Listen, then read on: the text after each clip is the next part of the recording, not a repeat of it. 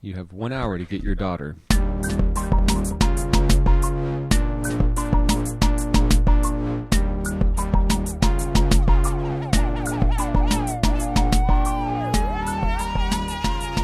right, here we go. This is episode 40 of the TGE podcast. Today we're going to be speaking about John Wick, probably because John Wick 3 is currently in the theaters. Tyler had the suggestion, and I am happy to oblige. Lots to talk about, other stuff coming up. Tyler, how are you?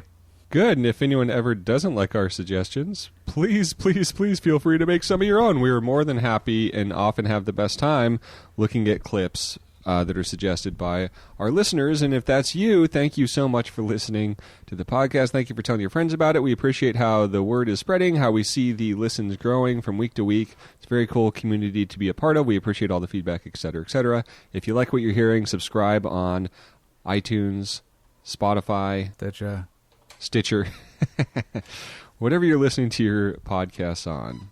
We appreciate it. Nice.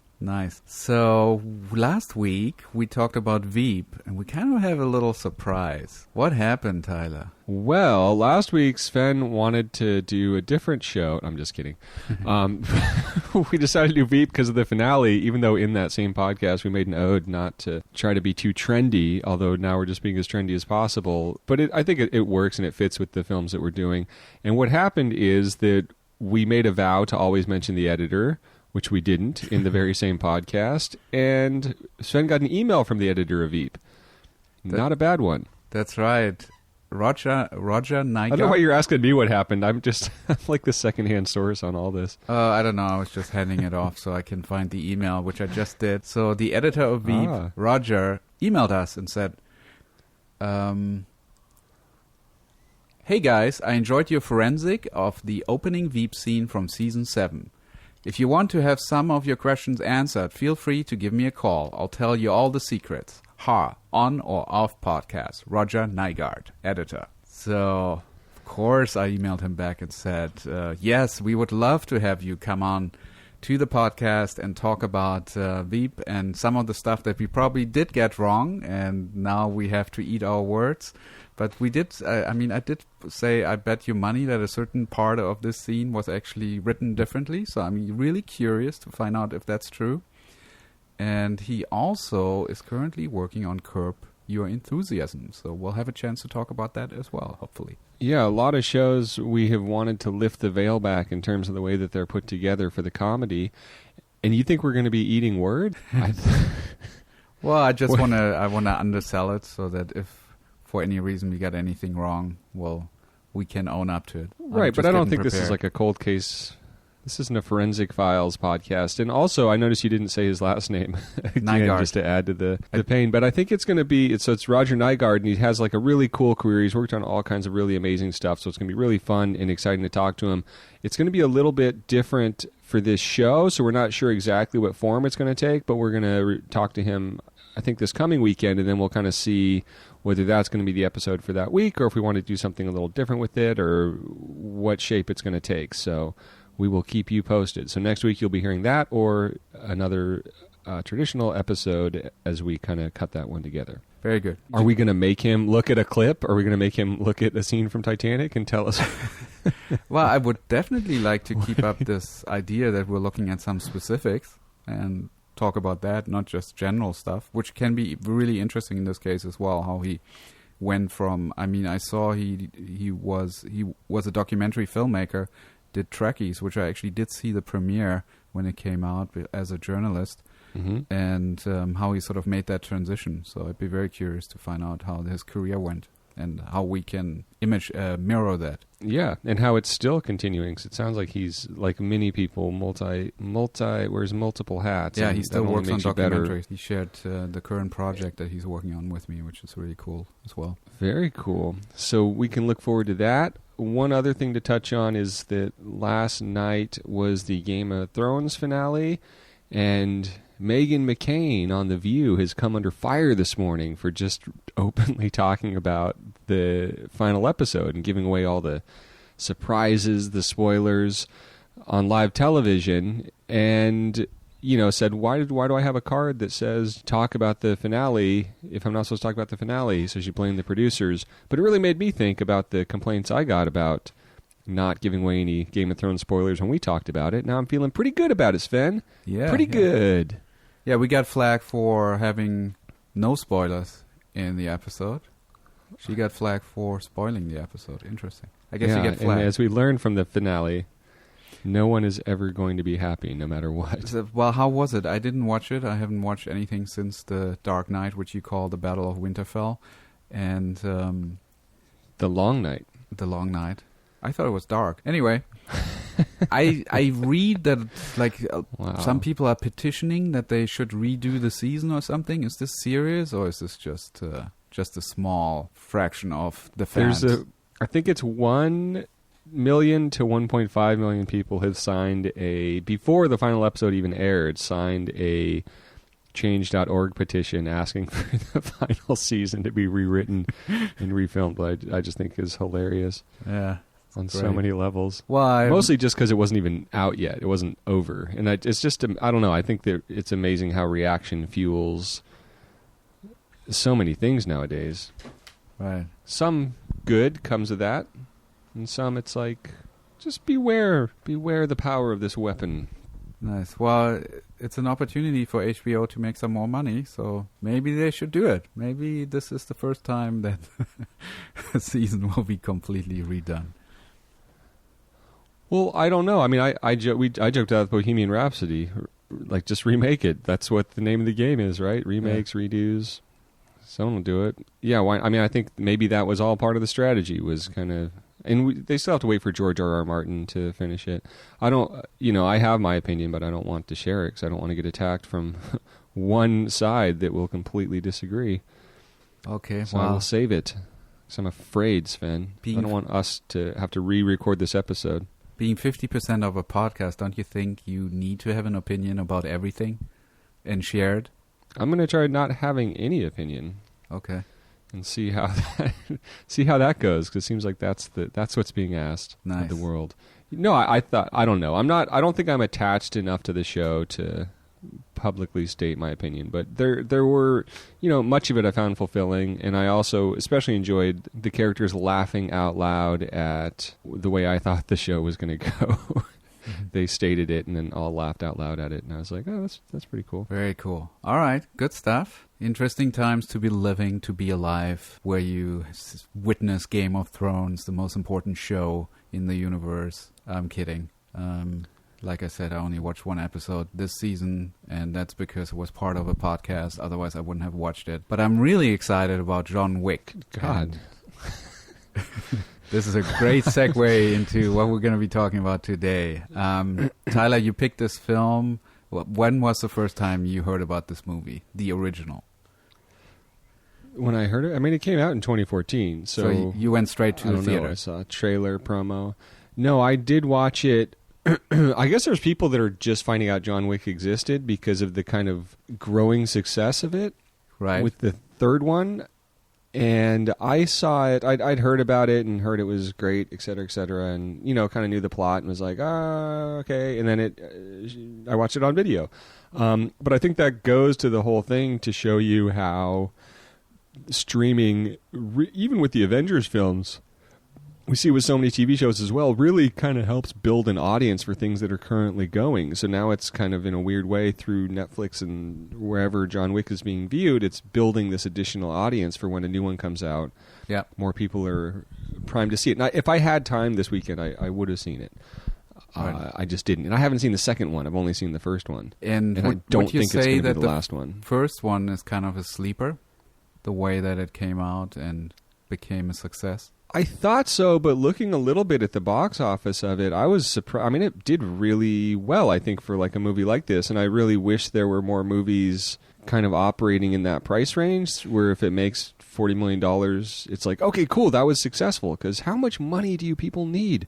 Good God. And I think that would kind of open up, more opportunities for more interesting stuff. Yeah. And I don't think that this is, like we're not talking about a woman under the influence. we're talking about John Wick, but still, I think things doing well in that price range is always cool. I agree. I mean, this is 2014. I think that movie, that $20 million action movie, is pretty much gone at this point. It's all replaced by Marvel and DC bullshit, and it's really hard for these movies to even be made and then also be successful. And I think this one really proved a point. I mean, it's very reminiscent of older times, like before 2005 or so, feels to me. And well, I guess that's a good point, 'cause I feel like stuff like Fast and the Furious, like there's the Hobbs and Shaw movie coming out, there's Jason Statham stuff, there's those weird movies ensembles Stallone does that kind of, I don't know, play in that ground, but they kind of need to, again, have like a much bigger reception to be considered successful. Yeah. And I didn't, you just pointed out the thing I hadn't put my finger on about it, but like that kind of hard violence being successful, that's really, I think, the thing that's become more of a PG-13 thing. And yeah, I don't know, it's interesting. And yeah, it made 40-50 million total. Maybe it made 80 million in that first go, and then John Wick 2 made significantly more money, and then it looks like the third one is gonna break all the records. And so now they have a franchise, now they have a brand. I mean, they had it with basically building it with 1 and 2, but now they can go bigger and bigger budgets and all that stuff. But it is a $20 million movie, the one that we're looking at today, and it's done so well. Wow. The storytelling is so clean and so simple, and I really enjoyed watching that film. Did you watch the whole thing? I did not. I watched up to the scene that we are going to be discussing today, and so this is like second act climax. I'm about 50 minutes into the film, and I watched it like an hour ago, and I fully enjoyed myself. Very cool. It was great. Very cool. Yeah, it's a weirdly fun. And then looking back at it, it kind of has more value than I remember it having watching it, because the guy's dog gets killed and he goes on a revenge spree. But it's kind of fun to see, what can be done in that, and how, Keanu's a handsome man, but it doesn't have to be like a shirtless dude doing the splits or like jump kicks or anything like that. Yeah. I should also point out the editor is Elisabeth Ronaldsdottir. She's from Iceland, and I was very happy to have her be involved in one of my YouTube videos, which is the one about Atomic Blonde and music editing, where she kindly gave me a couple of sound bites, which she edited as well, and talked about her process of cutting action and using music with action, that kind of stuff. And this applies to the scene as well. I brought that scene that we're talking about today is also in that YouTube video as an example of music and action. So I was very familiar with that scene. Very cool. So, do you want to set this scene up? His dog got killed. He's going on a revenge spree.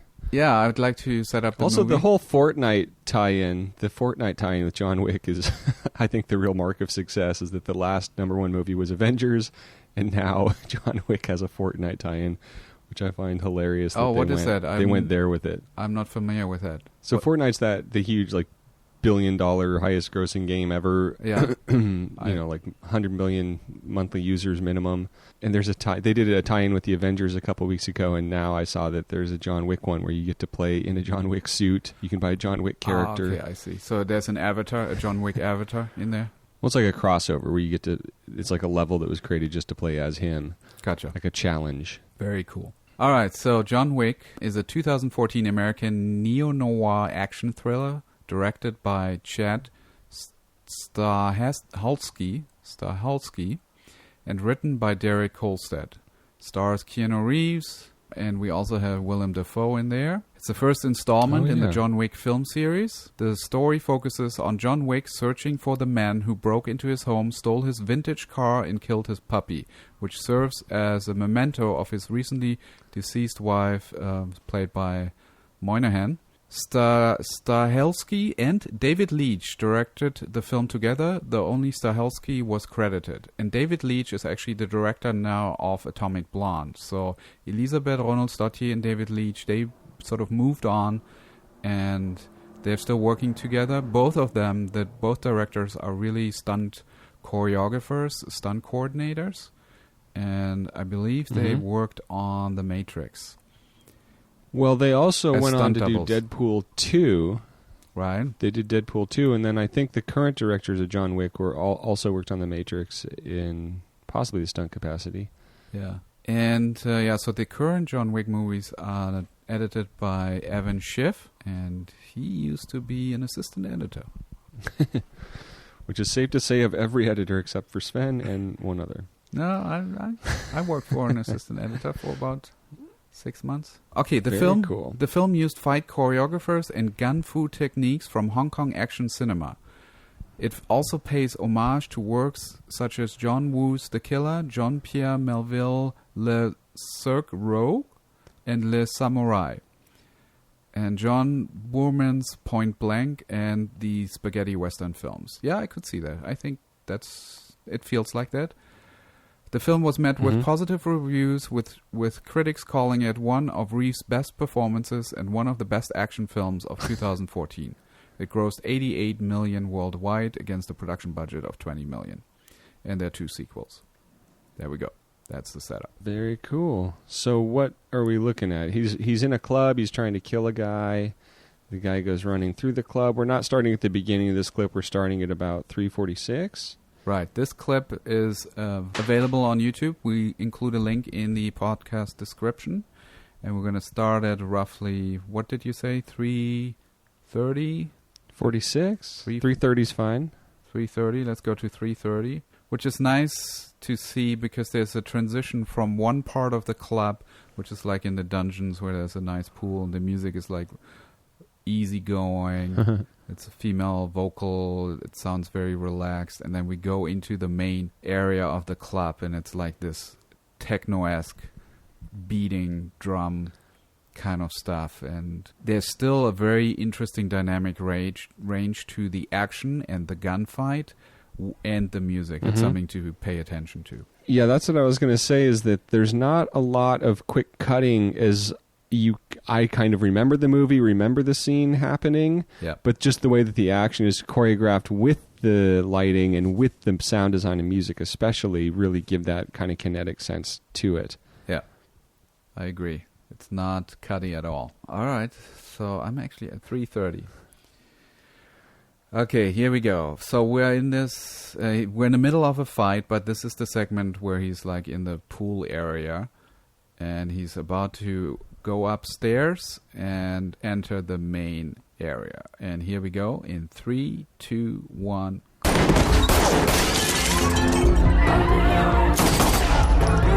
Shooting a couple more people. Running up the stairs. I miss him. And on the subtitles also I thought you'd be into. Those are great subtitles. And this is such a cool so music he enters change, the club, and this visual with the spiral. Real nice hero shot of him as he walks slow-mo through all the people dancing. When we cut to his POV, it's all frantic. He's following that Russian son that he wants to kill off because that's the guy that killed his dog. And there are all these what do you call these guys that are just the support team? Thugs, heavies, bodyguards. Yeah, trying to protect our main guy here, main villain. I also like the care that goes into these like cool subtitles when what's being said is so unnecessary for the audience to hear. It's like he's in the building, you know. So we're now in a VIP area aesthetic of this club. It's brighter, lots of columns. Reminds me a little bit of The Matrix. Just in leather. Right. And he's shooting a bunch of guys, working his way through that VIP area. He's entering now a gallery area.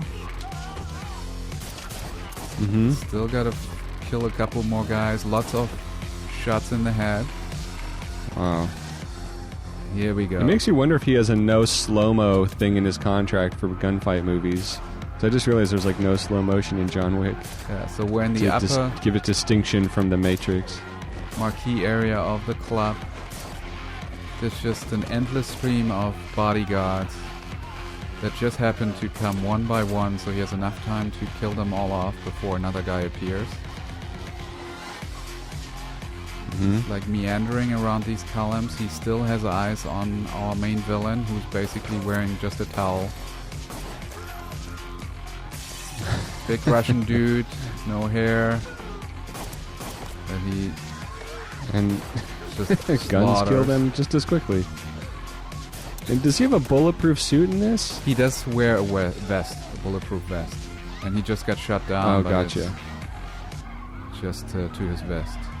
There we go. So Russian villain runs out of the club. There's a car that picks him up. He goes into the car, drives off. John Wick still inside. Back and fairly beat up.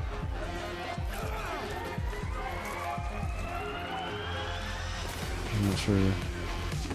So this is like the assistant guy. This is the guy that's gonna be alive for a while in the movie. So he's not gonna be able to kill him in the second act. So there's gonna be a big fight between the two, and the guy can hold his own.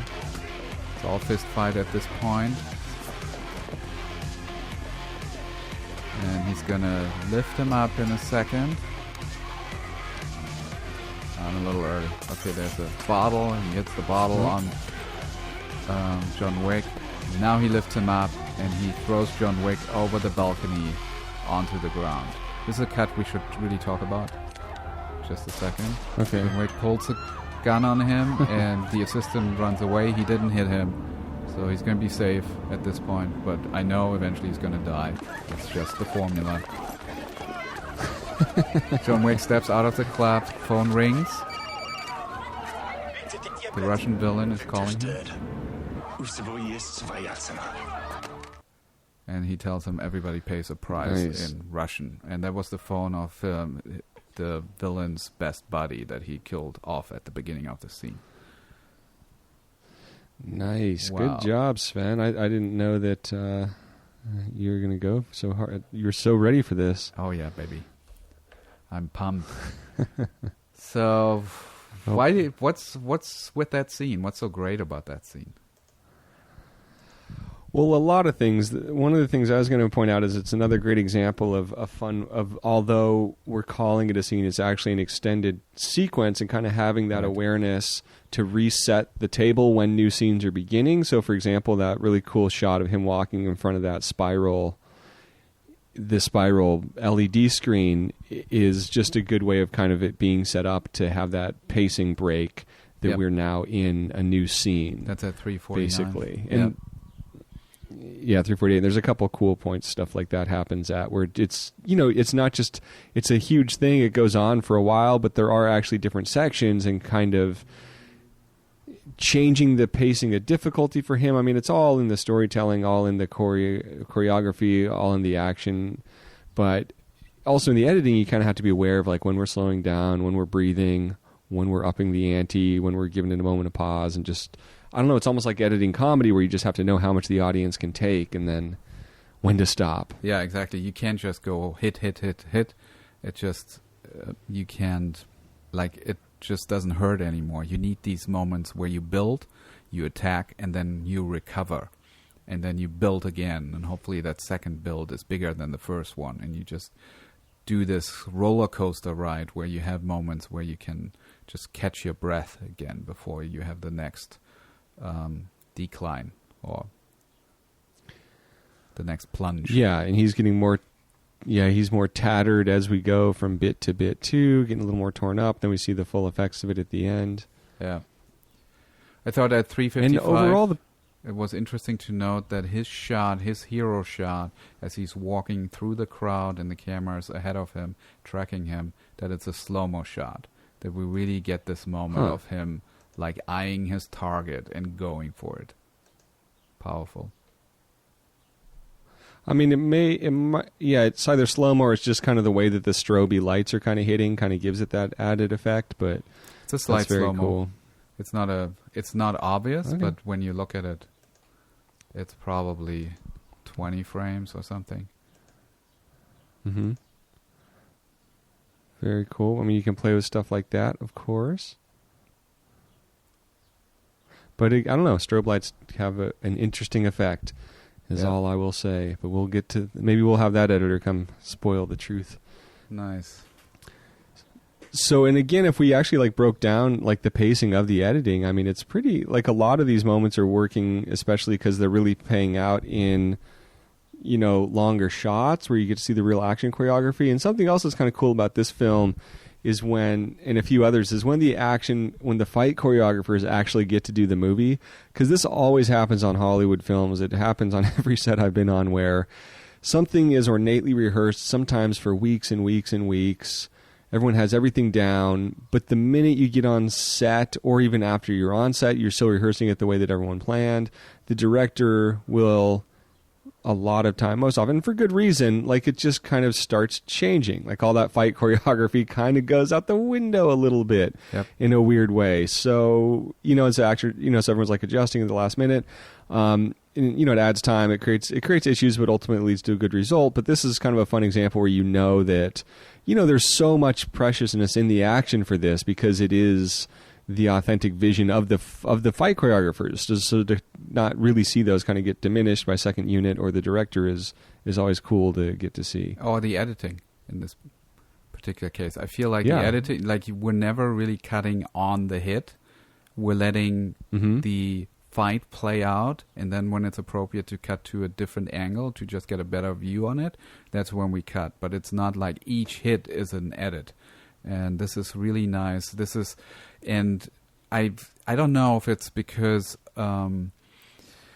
it's a female editor, but I feel there's a sensitivity here that you don't see often in action films that are sometimes really have a very male point of view. Here I feel it really gives the choreography the room to just be played out. And then the edit sort of is only an afterthought. It's really very much in the background of creating the action. It reminds me a bit of what Sam Mendes and Roger Deakins were doing with Skyfall. Okay. The Bond film. Yes. I thought that it was almost like these choreographed musical pieces and celebrations of Roger Deakins' wonderful lighting rather so much than a specific action scene you're tracking. Yeah. I think it's also a different strategy as opposed to having a fight where you cover it from all different angles and then puzzle it together. This is more, we can choreography from A to B. He's walking from there to across the room, and he's going to meet 4 different guys, and he's going to finish them off one by one. You figure that out in the stunt choreography, and then you have 2 or 3 angles that cover it, but that's basically a little segment or a little chapter, and then you move on to the next one, and you do it again. So it feels much more like an arc that builds, as opposed to this mashup. Yeah, and I presume a lot of that has to do with the special, TLC that's going into the fight choreography, and because I think a lot of times movies bad action scene stuff we're just used to seeing, it just kind of gets cheapened just by the necessity of the requirements of production. So to really have people that really understand fight scenes, they're able to, on this $20 million budget, which again makes this even crazier, they're able to just really get the most value out of the fight scenes and really set stuff up so that the shooting is effective as possible. And I wonder if it was maybe a fun breeze to edit instead of, some $100 million movie where it's all right, this is the fight, get 18 cameras in here and, film it and good luck. Cutting scenes is actually not as difficult, according to Elisabeth Rollins-Dottier. She says that it's much more difficult for her to cut a dialogue scene where you really have to figure out when are you going to be on somebody at what angle to really keep the audience engaged. With fight scene, it's much more she's just following the choreography and the amazing performances that are on screen and just has to kind of just shape it a little bit, but it's basically there. Well, it's much harder to map the choreography out for, an actor speaking to another actor in terms of their emotional space than it is someone moving from this table to that table. So that helps a lot too, I think, is that it's, much more physical work rather than emotional. Yeah. I want to take a look at the moment at 4:40. I was just going to say it's a fun example of editing that's happening at the planning stage. Yeah. storyboards and all that stuff. So if we go to 440, he's in this sort of VIP area. And he is in the middle of the room. There's lots of columns. Like I said before, this reminded me a little bit of The Matrix with that scene. It was like in the elevator lobby. And this is, I think, a good example of what we don't see.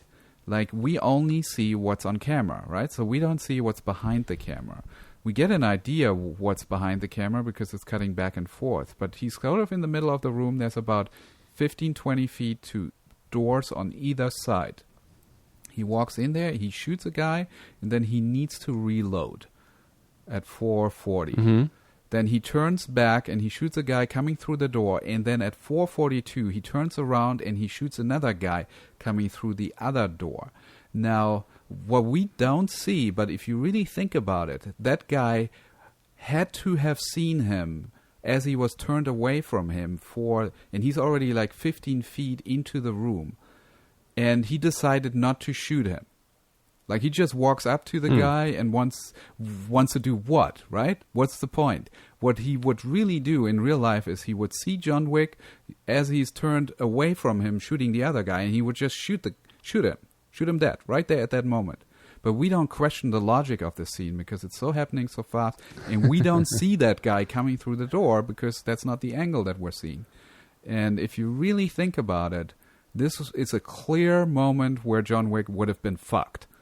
And there's a lot of these moments where we don't see really how these guys are walking up to him, where they have plenty of opportunities to kill him, and they never do. They just sort of wait their turn to be finished off. And that works because we as the audience, we don't really have a chance to think about that. Yeah, and there's little teases and stuff to kind of show, I don't know, little things like, I guess the hero in these movies, I'm not going to argue that it's at all possible that this could happen, but there's little teases of things just to keep you hooked in too. Like, I mean, just the whole advantage the hero has of being in the middle of a bunch of dudes that don't want to shoot each other. And you can kind of see the moment the guy's hesitation before he ducks and hides. But yeah, I think that's that extension of disbelief, which is inherent through every movie, is great to really realize is being milked in this stuff to keep the action alive. And the challenge for the filmmaker is to really make us believe and not break that suspension of disbelief. So you got to be really, like, your craftsmanship has to be really perfect so that we keep believing the realism. All right, I would love to move on to 7 minutes. That's the moment where John Wick gets thrown over the balcony. And this is something we talked about before. So if you see him at 6:59, the assistant guy who's not going to die here is picking him up and he's throwing him over the balcony. And at 7:01, 7:02, we see the reverse angle from downstairs as he's falling down. If you go back frame by frame, you can see a nice little double action here. So in the first shot, he gets thrown over, and he's already past the railing. And then we cut to 7:01, and he's throwing him over again. So this double action, you don't notice when you're watching it. Your eyes are just glossing over it, but it creates this nice effect to make this really impactful, to make this magnify. And we talked about this before on the YouTube channel with the Jean-Claude Van Damme movie, how overlapping the overlap edit. Yeah, the overlap edit really helps to magnify punches or these moments that are significant in terms of action. Yeah, and then the other thing that's cool about this is the way that it's done. Again, celebrating stunt work with these filmmakers is it doesn't cut on him hitting the ground. It cuts, and we really see a stunt person take this fall and land hard on something that doesn't look soft. Very good point. I feel like there is like a hidden cut, an invisible cut in there. Let's see. I don't know what it would be. It's just before he hits the ground. Oh, interesting. Yeah. Right, so it's less of a fall? 7:02. I could see that. I feel like it's a different guy. And if you freeze on him, that's the stunt guy. You can see his face. Well, maybe. I don't know if they're really like changing guys with that. They definitely are like. But I do think there's something to be said about a cut possibly happening at like in the 702 range. Yeah. Maybe it's just which would allow. Well, it's 702. Well, yeah, 702. That's a lot happens in that second. The dude's totally not Keanu. You can see, but you could see how as it's panning down, you could do a flash cut to a guy that's jumping off onto that spot on the floor from like a lower height. Yeah, that's probably what they might be hiding there. That because he's really hitting the ground, and maybe that ground is not as cushy. Because you would see any kind of give in the floor. Yeah, exactly. So maybe they can always cut stuff out with wires and et cetera, but I think that, it's not a soft landing he's making. So this is a guy that's just falling from like 2 feet onto the ground instead of... Yeah, quite possibly. 25 feet. Which is a good little trick and really effective. Because, oh my God, I think I definitely saw it happen.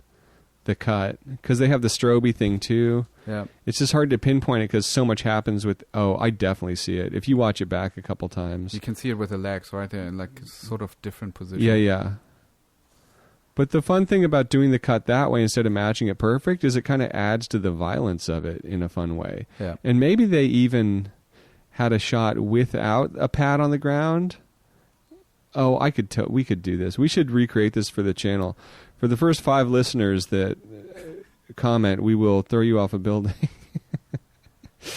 Yeah, I see how they did that. But that's cool the way that it's cut because you get to really see. Yeah, so it adds to the impact kind of having the leg out and stuff. To be really clear, so the first shot where we're looking from low angle up to the balcony and he's falling down probably had a pad on it. So he's falling onto some soft something. Yeah. And then, or he's on wires and he's being stopped or something. And then they cut to another shot, and this camera is probably motion tracked so that the movement is exactly the same. And that guy just falls from 2 feet onto the ground. Geez, editing and filmmaking are so magical, and we're just really, really just taking it apart. Yeah, well, it's so cool to get away with that stuff as an editor. But then does it go back to Keanu? Oh, I guess it goes dark, so it doesn't matter. Well, and then it's not till we punch in. It then cuts to a completely different angle, closer shot of Keanu. Right. There's another little overlap there. And then he looks up at the assistant. Right. And then we finally see what he was going for in his back. Yeah. Which I couldn't really figure out before. He's just always got a gun. Yeah. Man, they love hitting that glass also. Yeah. Anytime someone's standing in front of like... Yeah, well, it's just because the glass is like magnetic to bullets, I think, is the issue. But no, I mean, all that stuff's great. And like all those indicators and of like the action going on, like that's the stuff you need for the drama that I guess adds to like the truth of the moment. And of course, like John Wick is more so than, any other type of movie, a John Wick type of movie is not realistic. And I don't know, almost harmful in its representation of gun violence, right? But yet, that extension of disbelief just adds to the experience. Yeah. Maybe just a couple more little nuggets here from Elisabeth Ronalds-Dautier. She said that she originally was cutting a lot of music videos and dance choreography, and that music and dance is something that she really sort of has a natural inclination to, so it was fairly easy for her to cut action, especially like Kung Fu and all this. Very cool. Because it's very similar to that. Well, that's what, looking at this, I was thinking about that there's something very, I don't know, I guess the world of dance, like a ballet about it. So that's cool that's the draw for it. Yeah, and then another little tidbit is that the music actually in there is something that she heard when she was at, I think it was either a Polish festival or Czech Republican Film Festival, and that band was playing in a club there at a party, and she was like, this is kind of an interesting song. I could probably use that in my next movie. And So the message, go party in clubs in Prague. Yeah. But I'm not sure whether it's this particular song or the one previous to this. Could be either one of them. All right. So this is what I got. How are you on time? Good. I think that I have a confession to make, and maybe someone has some help. While I was watching Game of Thrones, because of the issue with the long night, the darkness, I started like really, I had like these scratch, what I thought was a bunch of dirt where I opened my laptop at the top of the screen near where the camera is. And so I was just scrubbing it kind of while watching Game of Thrones and emphatically, and realized that I took a big chunk of the anti-glare off while I wasn't really paying attention. Oh, wow. So I just figured this podcast was a place to share that. So be careful, folks, when you're watching your Game of Thrones, because I don't know how to fix that. Oh, well. I feel for you. All right.